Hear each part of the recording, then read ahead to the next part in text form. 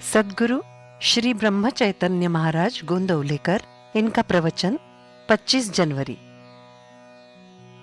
अनुसंधान हेतु निरंतर नाम स्मरण करना चाहिए। अनुसंधान का तात्पर्य ईश्वर का नित्य स्मरण और उससे निरंतर संबंध बनाए रखना।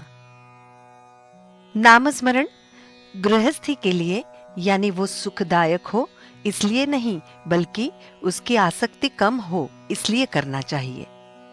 ऐसा करने से गृहस्थी में कोई बाधा नहीं आएगी। जो होगा सो अपनी भलाई के लिए ही होगा, ऐसा मानकर भगवान में विश्वास रखकर जीवन यापन करना चाहिए। एक सज्जन मुझसे मिले और कहने लगे, मैं जब खाली होता हूं तब नाम स्मरण करता हूं। तब मैंने उनसे कहा, पूरे जीवन में यदि महत्वपूर्ण समय कुछ है तो यही है और यही समय सार्थक है।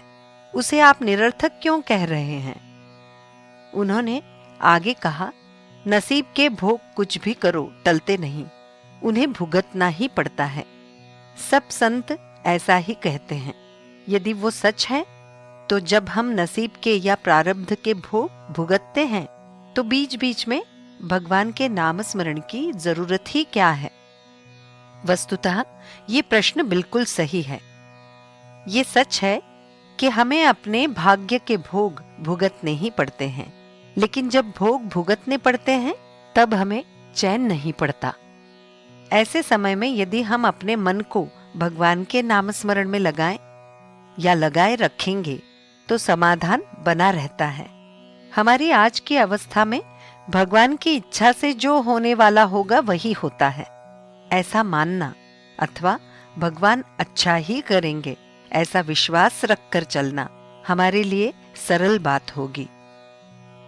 ये याद रखिए कि ये बात लगती तो सरल है, फिर भी इसमें बड़ा रहस्य समाया हुआ है। जो होने वाला है वो भगवान की इच्छा से होता है। ऐसी निष्ठा निर्माण होने के लिए उसका निरंतर अनुसंधान रखना पड़ता है। जो स्थिति है उसमें संतोष और भगवान का अनुसंधान ही सद्गुरु की आज्ञा होती है। दूसरा जब हमें दुख देता है तब अनुसंधान में बाधा पड़ती है। ये उसकी नहीं, हमारी गलती है। वासना कैसे छूटेगी? मन एकाग्र कैसे होगा?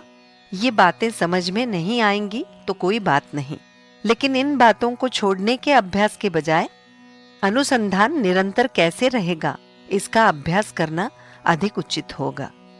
केवल भगवान के अनुसंधान रखने की बात सध जाएगी तो सभी गुण अपने आप विकसित होंगे। आप पूछेंगे ये कैसे होगा? इसका उत्तर सरल है। जैसे शरीर के अवयव एक साथ विकसित होते हैं, वैसे वृक्षों की जड़ों को सींचने से उनके सभी भागों को पानी मिलता है।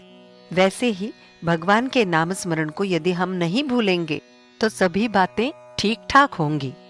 गीता में साक्षात भगवान अर्जुन को सुना रहे हैं, अज्ञान के अंधकार में दुख भोगते हुए तू मेरा स्मरण कर, मेरा अनुसंधान रख, तब तुझे भविष्य में प्रकाश दिखाई देगा। यदि हम चाहते हैं कि दीपक निरंतर जलता रहे तो हमें उसमें सतत तेल डालना चाहिए।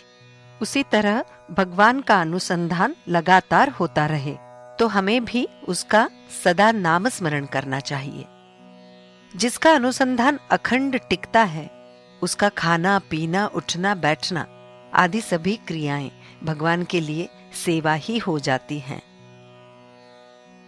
भगवान का अनुसंधान हमारा ध्येय, उसके अनुसार ही हम शेष बातें करें।